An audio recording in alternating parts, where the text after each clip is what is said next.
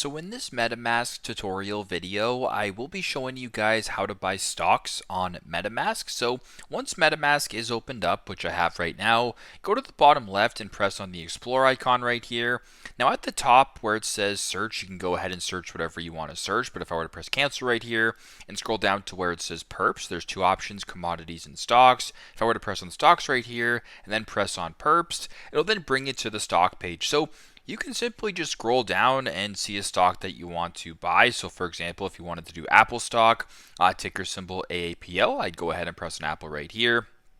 At the bottom where it says add funds, of course, add some funds to your account. That once that is done, where it says market insights, press on that. Now at the bottom, you can go ahead and buy a long position or a short position. So I'll just show you both right here. So long position right here. You can go ahead and go to the top right, change it from a market or a limit. You can go ahead as well and press on long once again.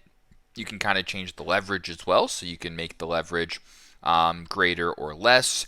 You can scroll down with an auto close, pay with, see the margin, the price, the fees, etc. And if all looks good and you want to proceed, go to the bottom, press on where for me it says insufficient funds to proceed that way with the transaction. Once again, you can buy a long position.